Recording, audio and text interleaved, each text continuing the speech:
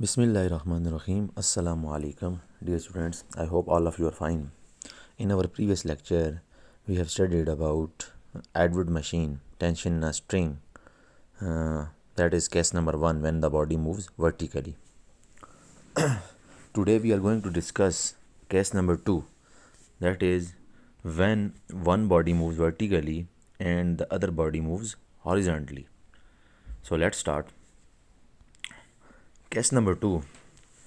We have same scenario as previous. ठीक है, वही हमारे पास स्नैरियो होगा जो पहले था. उसमें क्या था कि दो बॉडीज़ थी. ठीक है, अगर आपने लास्ट लेक्चर देखा है केस 1 वाला, तो उसमें भी आपके पास दो बॉडीज़ थी. ठीक है, लेकिन दोनों वर्टिकली थी. यहाँ पे भी दो बॉडीज़ हैं, लेकिन थोड़ा सा स्नैरियो डिफरेंट हो गया है कि एक बॉडी वर्टिकली मूव कर रही है और दूसरी हॉरिजॉन्टली मूव करेगी. ठीक है ना, अगर आप इस पिक्चर को गौर से देखें तो नज़र आ रही है. ठीक है ना, एक बॉडी टेबल के ऊपर है और दूसरी बॉडी हैंग हुई हुई है टेबल के साथ. तो एक वर्टिकली मूव करेगी, दूसरी हॉरिजॉन्टली मूव करेगी. ठीक है ना, एक वर्टिकल मूव करेगी और दूसरी हॉरिजॉन्टल मूव करेगी. सही हो गया.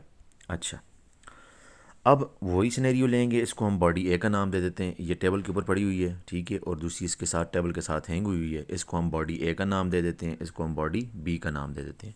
उसी तरह से केसेस लेंगे. पहले बॉडी ए के केसेस को डिस्कस करेंगे, फिर बॉडी बी के केसेस को डिस्कस करेंगे, फिर इन दोनों को आपस में सॉर्ट आउट करके हम एक्सेलरेशन और टेंशन फाइंड आउट करेंगे एज इट इज़, जिसने हमने लास्ट लेक्चर में किया था एज इट इज़. ठीक है ना, ये मैंने 2-3 टॉपिक्स को लेफ़्ट करके ये टॉपिक स्टार्ट किया है क्योंकि वो टॉपिक से बहुत ज़्यादा इंपॉर्टेंट है इंशाल्लाह. और मुझे लगता है कि इंशाल्लाह स्कूल कॉलेजेस ओपन हो जाएंगे तो फिर हम क्लास में डिस्कस कर लेंगे.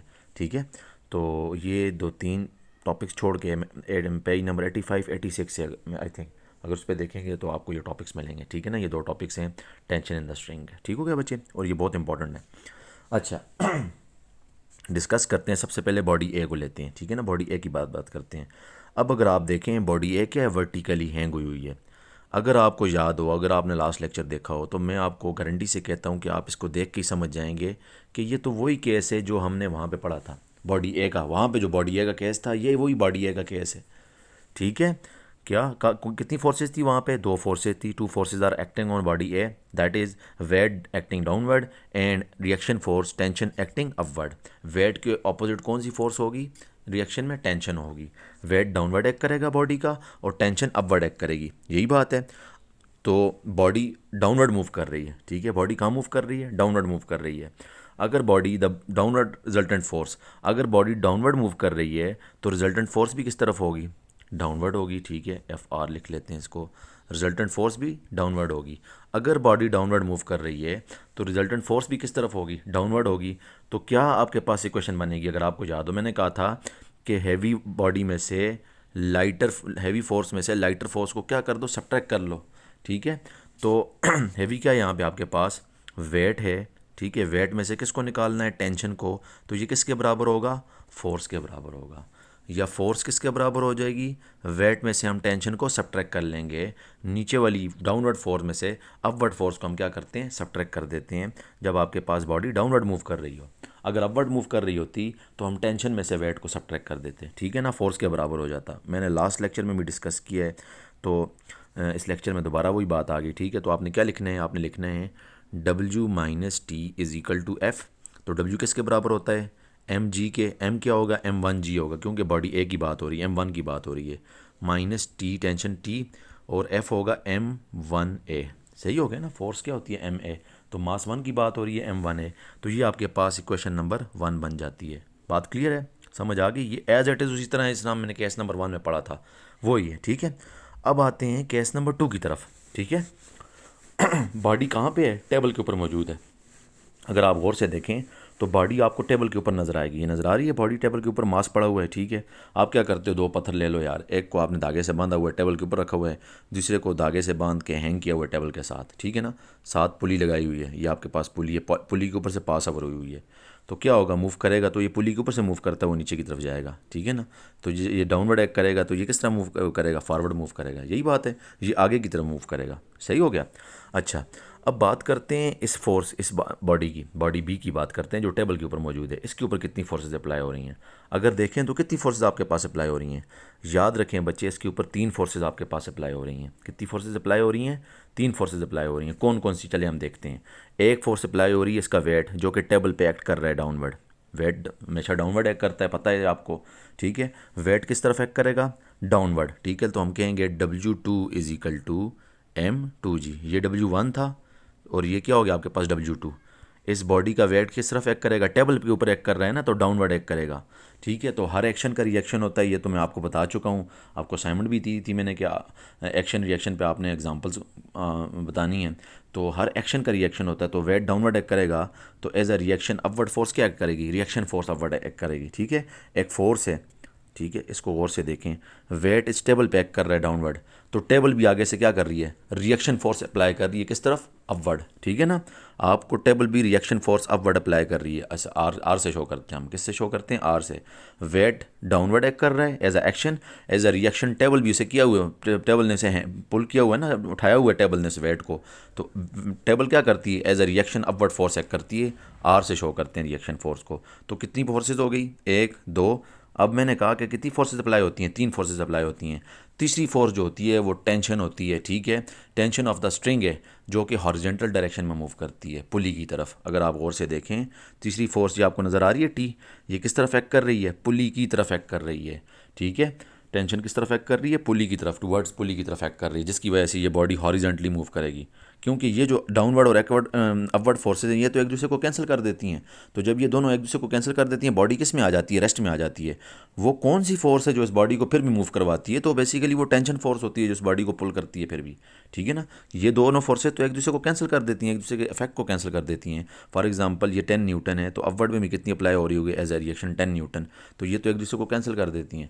तो कौन सी फोर्स होती है? बेसिकली वो टेंशन फोर्स होती है जो इस बॉडी को हॉरिजॉन्टली मूव करवाती है। तो जो तीसरी फोर्सेज की हम बात कर रहे हैं, तो कितनी फोर्सेज अप्लाई हो रही हैं? 3 forces. 1, weight is moving downward as action, as a reaction, reaction force is moving upward, ठीक है। Both cancel the effect of each other. And the third force that is tension, that is moving the mass towards pulley, ठीक है। इस body को या इस मास को किस तरफ मूव कर रही है? पुली की तरफ मूव कर रही है। समझ आ गई बात आपको? तो 3 फोर्सेज हैं आपके पास, ठीक है ना, ये तीनों मेंशन की हुई हैं। सही हो गया बच्चे? अच्छा, अब हम क्या करते हैं, हम देखते हैं कि बॉडी तो वर्टिकली मूव नहीं कर रही, ठीक है। तो मैंने कहा कि बॉडी वर्टिकली क्यों नहीं मूव कर रही? क्योंकि एक्शन और रिएक्शन आपस में एक दूसरे को क्या कर देती हैं? एक दूसरे के इफेक्ट को कैंसिल कर देती हैं। तो हमारे पास कौन सी फोर्स बचती है? Just tension. तो वो टेंशन किसके बराबर होगी? फोर्स के बराबर होगी। वो टेंशन किसके बराबर होगी? फोर्स के। हम फोर्स लेते होते हैं ना, फोर्स किसके बराबर होगी? टेंशन के बराबर होगी, F2। तो F2 क्या होगा? M2A = T। तो टेंशन हमारे पास क्या आती है? M2A के बराबर आती है, ठीक हो गया। वहाँ पे भी हमारे पास 2 इक्वेशंस बनी थी, यहाँ पे भी 2 इक्वेशन बनी, इक्वेशन 1 और इक्वेशन 2। अब आपने क्या करना है? टी की वैल्यू उठानी है और इक्वेशन 1 में पुट कर देनी है, ठीक है ना। टी की वैल्यू उठा के कहाँ पुट कर देनी है?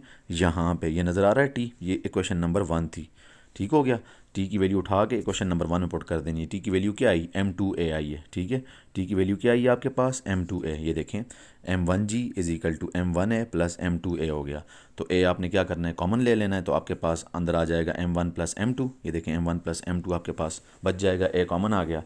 अब हमने क्या फाइंड आउट करना है? बेसिकली ए फाइंड आउट करना है। तो ए के साथ M1 M2 है, तो इसको दोनों साइड पे क्या कर दें आप? डिवाइड कर दें। इस साइड पे भी डिवाइड कर दें और उस साइड पे भी डिवाइड कर दें। तो यहाँ से ये कैंसिल हो जाएगा। ए आपके पास आ जाएगा M1G / M1 + M2। ये आपके पास एक्सेलरेशन आ जाती है, मॉडिफाइड एडवर्ड मशीन की एक्सेलरेशन आ जाती है, ठीक है। बात समझ आ गई? इंतहाई सिंपल है, ठीक है। हमने क्या किया कि ये टी की वैल्यू उठाई जो कि M2A थी, उठा के इक्वेशन नंबर 1 में पुट कर दी, ठीक है। इक्वेशन नंबर 1 में पुट कर दी। ये देखें, टी की वैल्यू उठाई M2A और उसको इक्वेशन नंबर 1 में पुट कर दिया। और से देखें, टी की वैल्यू को यहाँ पे वो पुट कर दिया। अब ये माइनस थी, इसको उठा के दूसरी साइड पे ले गए, तो M1A माइनस से उस साइड पे जाके क्या हो गया? M2A हो गया। किसके बराबर है? M1G के बराबर है। दोनों में क्या चीज़ कॉमन थी? ए कॉमन था, तो अंदर बच गया M1 + M2 बच गया, ठीक हो गया। ये देखें, M1 + M2। तो M1 + M2 ए के साथ मल्टीप्लाई हो रहा था, इसको डिवाइड करके दूसरी साइड पे ले गए, तो ए हमारे पास आ गया M1G / M1 + M2। ये तो हमारे पास आ गई एक्सेलरेशन, ठीक हो गया। अब हमने तो टेंशन भी फाइंड आउट करनी है, तो हम क्या करेंगे? इसी एक्सेलरेशन की वैल्यू को उठा के इक्वेशन नंबर 2 में पुट कर देंगे। ये हमारे पास इक्वेशन नंबर 2 थी ना, इसी एक्सेलरेशन की वैल्यू को यहाँ पुट कर दें, ठीक है। तो यहाँ पे पुट करें सिंपल, तो ये देखें एक्सलेशन की जगह पुट हो जाएगा m1g divided by m1 plus m2। तो m1 m2 आपस में क्या हो रहे हैं, बेसिकली मल्टीप्लाई हो रहे हैं, तो आपके पास फाइनल इक्वेशन ये आ जाती है t is equal to m1 m2g divided by m1 plus m2। बात समझ आ गई? क्या किया हमने, एक्सलेशन की वैल्यू को यहाँ पुट कर दिया, तो यहाँ पुट किया तो क्या हो गया, t is equal to m2, A की जगह की वैल्यू आ गई m1g divided by m1 plus m2। यही हमारे पास टेंशन है, ठीक है। तो दूसरा केस इंतहाई आसान है, पहले के मुकाबले में ज़्यादा आसान है दूसरा केस। उम्मीद करता हूँ आपको समझ आ गई होगी। अगर इसमें से रिलेटेड कोई भी क्वेश्चन है आपका, ठीक है, आपके माइंड में है, तो आप कमेंट बॉक्स में पूछ सकते हैं। अपना बहुत बहुत ख्याल रखें। अल्लाह हाफिज़।